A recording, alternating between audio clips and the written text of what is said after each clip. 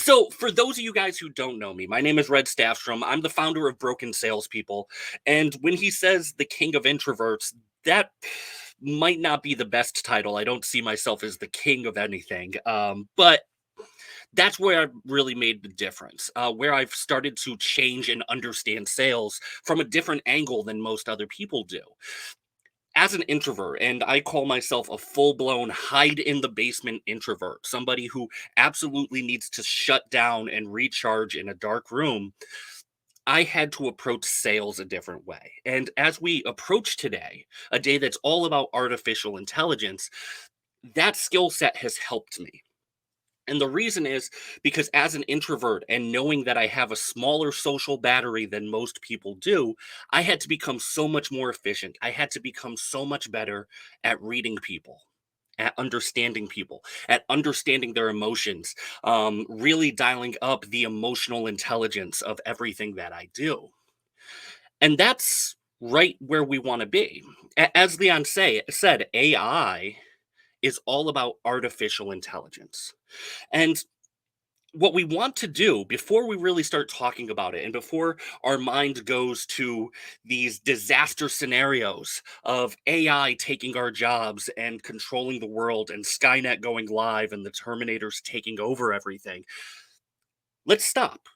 Let's slow down and make sure that we all have a firm grasp of where AI needs to go. Because all AI, all artificial intelligence has the same goal. It's all the same barrier to entry. What artificial intelligence is trying to do is closely mimic what humans can do. So we have the bar. We know where AI is going to go, where it needs to develop to. So let's take a moment. Let's slow down a minute before we talk about everything computers and automation and all of these science fiction kind of things. Let's slow down and really make sure that we understand human beings because at the end of the day, we're still going to be dealing with other humans. Even if we're using AI as a tool, the more we understand ourselves and the more we understand each other, the better off we're going to be. Now, the very first panel is going to dive into this much more, but AI is right at the cusp of doing something really scary for many of us in the sales industry. Marcus Kauke, when I was talking with him on Wednesday, he said that he believes within 18 months, AI can take as many as 40% of SDR roles. Within a year and a half, 40% of SDR roles could be outsourced to the digital realm. So we need to make sure that we understand what's coming down the pipeline, what's going to change, and how do we adapt so that we're not simply pressing a button. We're not just simply creating systems and processes that could be easily replicated from a computer. And when you think about sales and when we talk about systems, when we talk about processes, that's really the way that we write everything, isn't it? We write our systems and processes the way we would write computer code. It's all if then statements, isn't it? If a lead comes in, then it goes into the CRM, then it is assigned to a salesperson, then an automated text comes out. The more we create these redundant processes and the more we create our things to be almost computer and automated, the more we are running the risk of actually being replaced by AI. So let's actually look at this. Let's look at humans versus computers. Let's really do a man versus machine comparison. What are the strengths and weaknesses of AI? And how do we surpass them? How do we, from a real intelligence standpoint, do something that the computers can't and won't do? So, if we're going to look in this direction and we're going to really understand ourselves, we have to understand what makes us as human beings intelligent. And it's not IQ. In fact, IQ, it has its issues. Most IQ tests become a problem because anybody who writes an IQ test has their own cultural biases. As an American, if I write an IQ test, I may gauge people on the state capitals, which means nothing to somebody in the European market. I may talk about television shows that we watched growing up and understanding the culture and all of that, which people without a TV or who didn't watch TV don't know. Because of this, the idea of multiple intelligence theory came out. And the idea is people have different kinds of intelligences that aren't just book smarts. They aren't just facts to be recited over and over again and to be memorized. What we're here to do now is use this multiple intelligence theory and actually use it to evaluate where AI is and how we compare. But because this is the sales revival conference, let's look at it through a sales lens. Let's look at it that way. So, for those of you guys who aren't familiar with multiple intelligence theory, there are eight different multiple intelligences that are going to become our scorecard. The 8 kinds of multiple intelligence are naturalistic, which is science, biology, bodily kinesthetic, musical, spatial, logical, mathematical, linguistic, interpersonal, intrapersonal. You don't have to memorize them all. But those are the 8 that it really dials into. And some multiple intelligence scholars have different lists, but let's just work off of this one. Let's work off of this 8. Now we're in sales. All of those don't matter to us, do they? When you look at naturalistic, odds are, unless you're in a biochem field of sales, naturalistic intelligence doesn't come up much on your day to day. Likewise, bodily kinesthetic probably doesn't come up much on your day to day. I have never won a sale by winning a foot race. And most of you guys are the same as well, too. Likewise, musical. As cool as it would be to win a sale through rap battle, I don't think any of us have ever done it. So let's get rid of those 3 because they don't mean much from a sales perspective.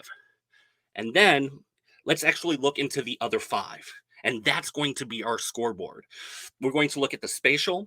We're going to look at the logical, mathematical, linguistic, interpersonal, intrapersonal. Those are the 5 that are going to matter the most. So let's go into each one. So spatial intelligence is probably one of the least used in sales, but it is one of the ones that we talk about not quite enough. It is a big, major importance for so many of us because it's part of our marketing. It's part of our writing. It's part of our email. Anybody who does copywriting will tell you how important white space is when you're sending an email, when you're creating a website. So that spatial intelligence is really there. How does it compare to human beings?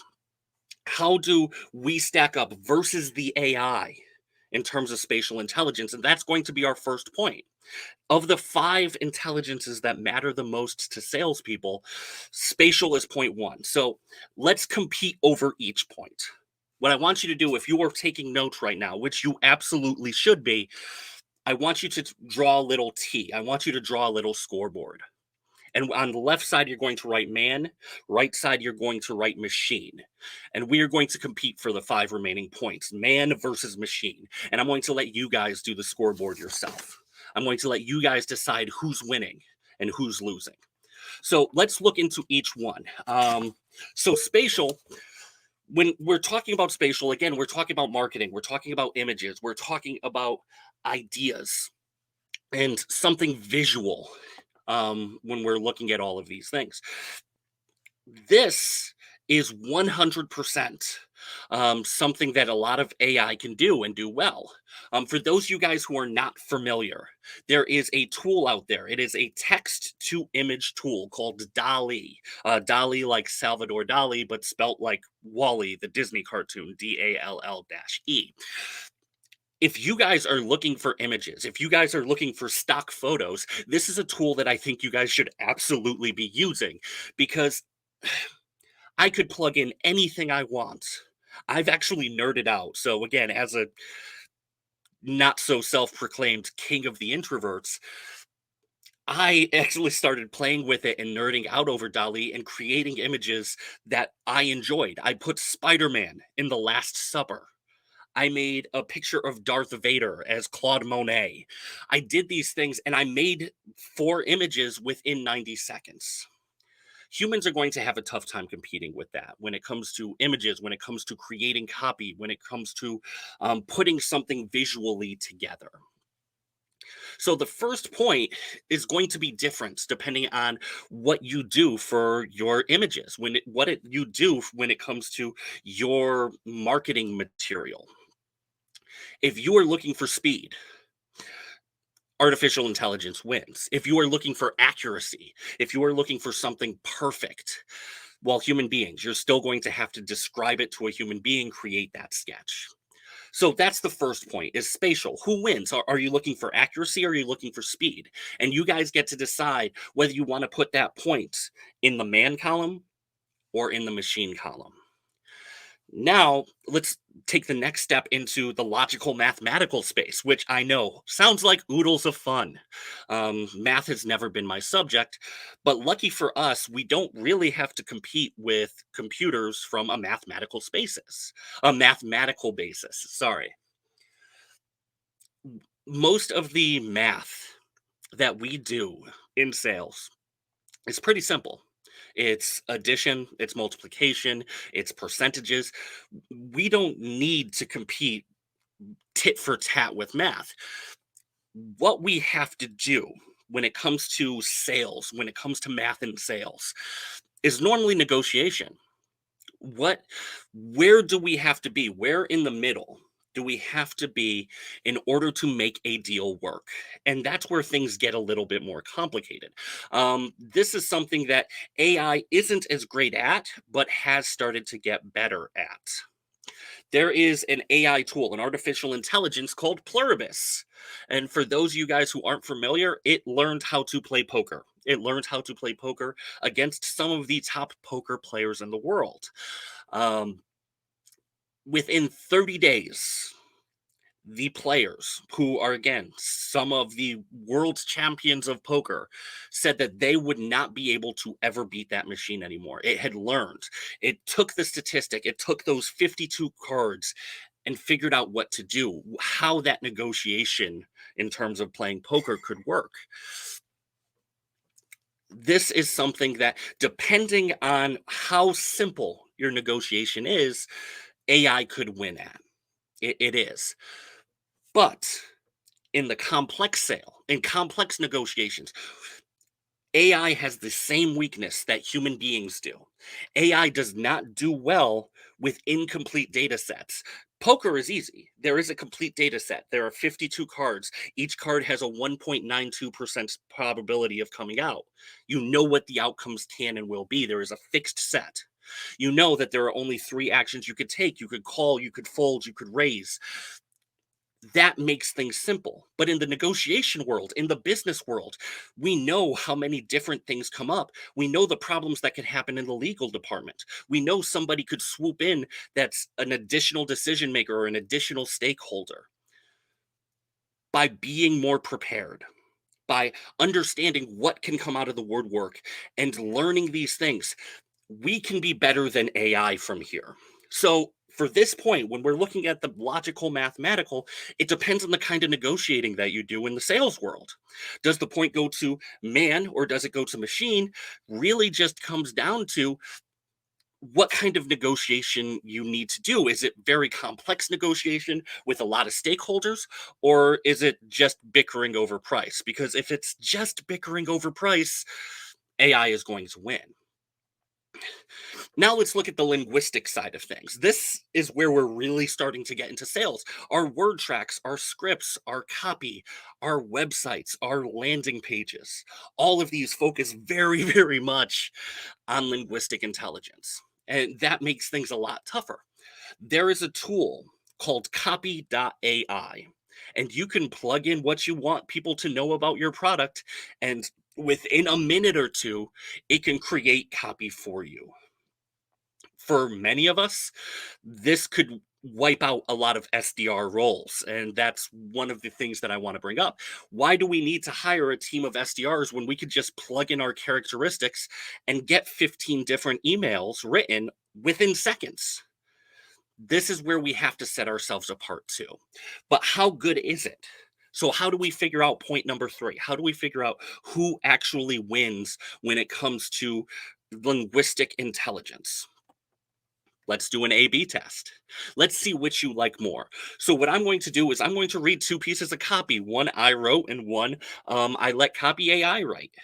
So, I'm going to read each one once and just give it a score A to F on how it makes you feel, how good you think it is. And the product that I'm going to talk about really quickly is my own product, the Sales for Introverts tool, which is a 4 hour course that I created. I'm actually doing a discount for it for every attendee of SRC. If you're interested, just reach out to me or listen to me at the exhibitor part later on. So let's listen to these two pieces of copy and let's see which works better, which is more appealing to you guys. So, first piece of copy. Most new small business owners are great at what they do, but stumble when it comes to sales. They look at the technical side of their product and they never really plug into the emotions of the customer. Sales for introverts is about giving the creative and engineering minded business owners the framework to turn a great product into a great paycheck. Even if the idea of sales is terrifying, this short video can be your first step to get over your fear and build a sales process that you actually enjoy. Again, A to F. What do you think of that one? Now, for the second one.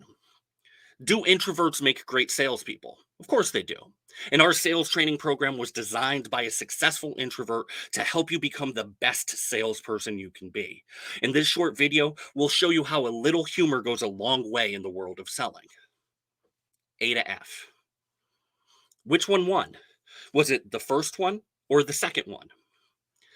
If the first one won, you're team human being. That was the one that I wrote. The second one was actually written by copy.ai. And you can see how close they are based on your score. You can see which you liked more. If you feel like they're only a couple of percentage points off from one another, it means you probably need to make sure that you're keeping things together, that you're moving forward, that you're really refining your linguistic intelligence because you don't want to be replaced by Ultron.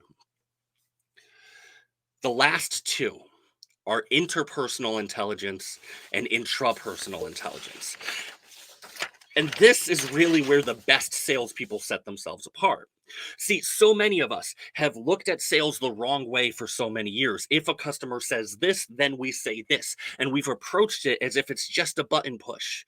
When this happens, we mash the X button the same way we would when we play video games. We use our feel, felt, found uh, objection techniques that we learned years ago. We have to move past that. Intrapersonal and interpersonal intelligence are the differentiator because this is the thing that most AI will not grasp. They won't be able to understand the chaos of emotion that goes on in our neocortex. This is where we set ourselves apart. The problem is, this is also the part that we struggle with the most. The sales industry has significant issues when it comes to interpersonal and intrapersonal intelligence. A Harvard Business Review said that 80% of leaders think they have above average leadership skills. 80% of leaders think they have above average leadership skills. That kind of shows a disconnect. That is mathematically impossible, isn't it? This shows how so many sales leaders have a bad grasp of what good leadership even looks like. They have a bad grasp of their own skill set. It shows a lack of inter and intrapersonal intelligence. Likewise, a recent study by the Sales Health Alliance talked to over 700 salespeople, and 63%, nearly two-thirds of us were struggling with anxiety, depression, and other mental health issues. That is a significant issue when it comes to intrapersonal intelligence. If two-thirds of our salespeople are burnt out, anxious, depressed, and fighting to survive and having so many mental health issues, that shows how much we lack intrapersonal intelligence. The fact that Gavin and Larry, for the last 2 days, started this conference off talking about mindset, talking about emotions, having to get people motivated. It shows our own problems that we have from an intrapersonal intelligence perspective. So much of what we do is emotional. And we always think about that when we're talking to our customers. We always say all customers think like make decisions based on emotions and then they back it up with logic. And we look at them that way and we know that they're making an emotional decision that's based on fear, on uncertainty, on doubt. But we don't look inside. We never extend that emotion to us. We never realize that they have the exact same chaos in their brain that we do. Now, let's talk about interpersonal skills. How many of us have been ghosted? How many people dodge our calls? How do people treat us when we say that we're in sales? And we should say we're in sales. We shouldn't say that we're account managers or something like that. We are in sales. It should be a very noble profession. It's something that we should aspire to. It's about helping people accomplish their goals for them and solve their problems. That is what sales is about. But yet, customers dodge us, they block us, they avoid our emails.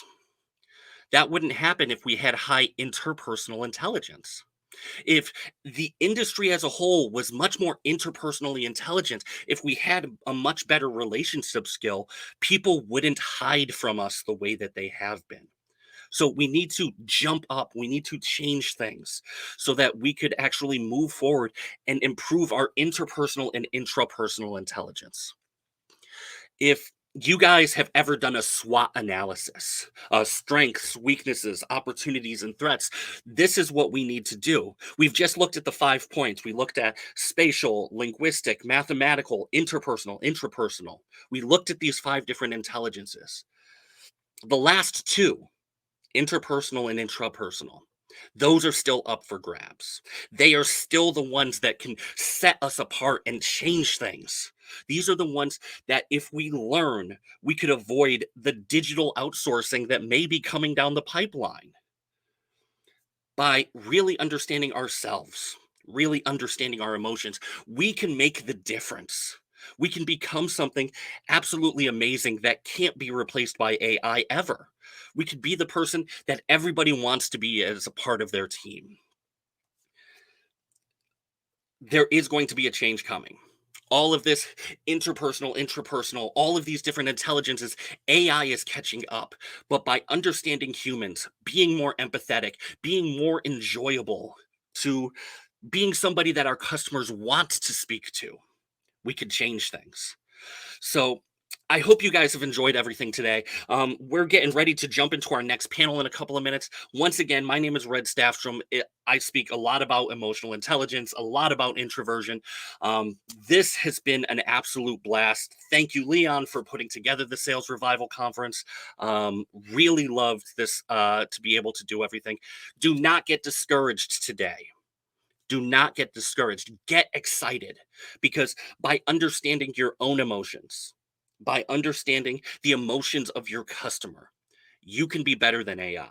You can be the best salesperson and avoid any changes coming down the pipeline.